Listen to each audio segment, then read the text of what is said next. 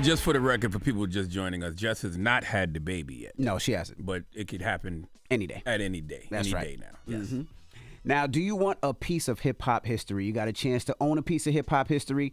That's because Damon Dash's one-third stake in Roc-A-Fella Records is going up for auction later this month. Now, United States Marshal Service will auction off his 33.3% in the company to satisfy a $823,000 debt that he is owed. Now, a movie producer by the name of Josh Weber sued him and won. So he is owed $823,000. And Dame Dash has to let go of his stake in Roc-A-Fella Records. Now, the auction is set for August 29th at a hotel in Manhattan, and the minimum bid will be $1.2 million, but bidders will be required to pay $240,000 deposit just to bid. Now, I'm sure, Jay-Z or Biggs, somebody's going to purchase that, right? Like, you're not going to just let that fall into just any old body's hands. Well, you could, and this is the reason why. Well, you can't make any moves on your 33.3% stake because it has to be voted on. And, of course, Jay and Biggs will probably vote the way that they want to vote, so you really have no voting rights. But not only that, after 35 years, artists are allowed to get their masters back. So that means you will have this until about 2031, and in 2031, it goes back into the hands of Jay-Z. So to spend $1.2 million, you might as well just wait till 2031. You get it back anyway. No. What? Not necessarily. What you mean? You still don't want it to fall into the wrong hands because who knows what they could use it for over the next 4 or 5 years. Well, you have to vote on it because you only have a third of it. So whatever you want to do, it has to be voted on. And Biggs and Jay own the other percentage of it. Okay. Yeah, but Dame, he didn't have the $823,000 to pay the lawsuit, so he has to let that go. Well, that's unfortunate. Mm-hmm. Very unfortunate. All right, now, John B., you know who John B. is, right? Stop disrespecting me. I'm just making sure. Well, don't disrespect me on this. If you don't know who John B. is, mood. legendary R&B singer in the 90s. This was his joint in the 90s. All right, that was John B. Now, John B. was... That wasn't even the joint. That was the joint. Oh, You Still Down was the joint. No, that was the joint. Oh, You Still Down They was with both the Tupac? joint. You crazy.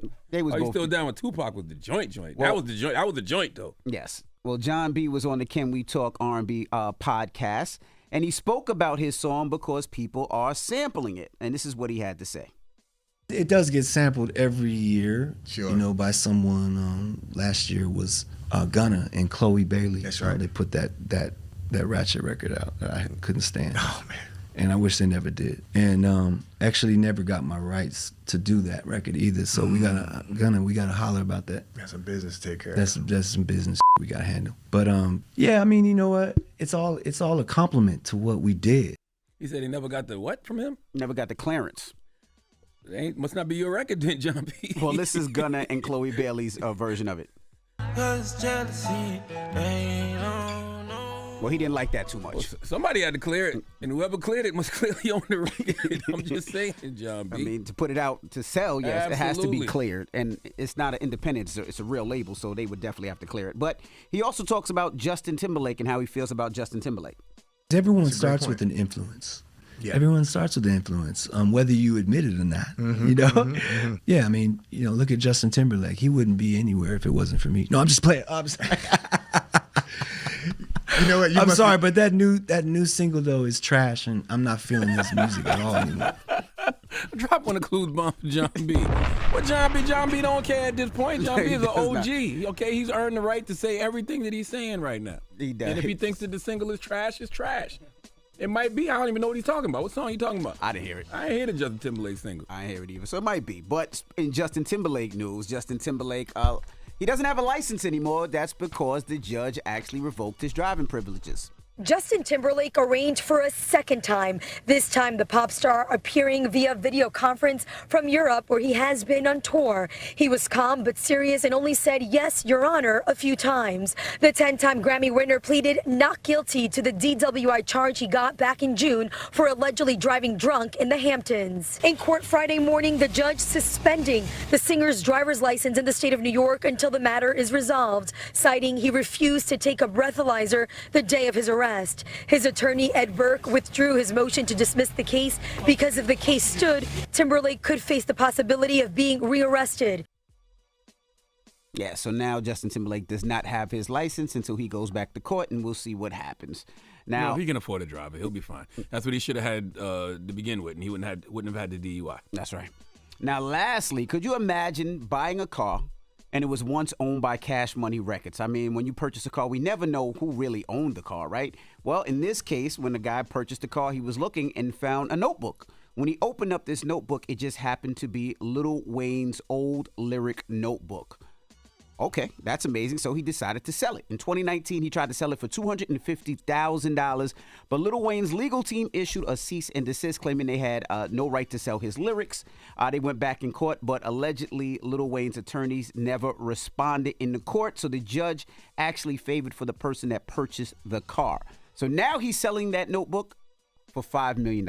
I guess I'm just trying to figure out what is the value in these things. I mean, I know what type of value they have when you're a hip hop head, but how does Lil Wayne's notebook appreciate with value over time if you're just buying it for an investment? That's what I'm trying to figure out. Well, I would think it should go into some type of hip hop museum or. But how much is that worth? I don't know. That's my point. $5 million. I mean, because people spend all that money on somebody's guitar, somebody's first outfit that they wore on a concert. So, I mean, that would be in the same. Once again, what is that worth? It's worth something because people buy it all the time. People buy these items all the time. Just because they buy it don't mean it's worth something in the long run, though. That's all I'm saying. Do these things appreciate with value? Can you pass these things on to your kids in the future and say, hey, this is an asset that's actually worth something? I think you can. I mean, especially Lil Wayne being one of the greatest rappers of all times. I mean, you look at some of artifacts and things from Michael Jackson. Give me an example. Tell me somebody whose notebook out there that has lyrics in it that is worth something. I'm asking. I don't know. I don't know notebook, but I mean, you look at Tupac's jewelry that sold for way over what he paid for it. But people that buy it are actual hip hop heads, is what I'm saying. Well, you know what I'm saying? Yeah. And that's different. A ring is different than the ring that Drake bought is different than a notebook full of lyrics. If that's the case, I can start writing lyrics now and tell y'all that this was Jay-Z from 1996. Or somebody, you know what I mean? Like you can make anything up. That's all I'm saying. Well, I don't know. If you want to purchase that notebook, you can. It's going up for $5 million, and the company that's selling is Moments in Time. So if you got $5 million and you want to spend it on Lil Wayne's notebook, go ahead, and that is Jess With The Mess. Well, Jess's Mess. All right, now when we come back, we got front page news. Morgan Wood will be joining us, and then Polo G will be sitting down with us. So don't go anywhere. It's The Breakfast Club. Good morning. Wake that ass up. Early in the morning. The Breakfast Club.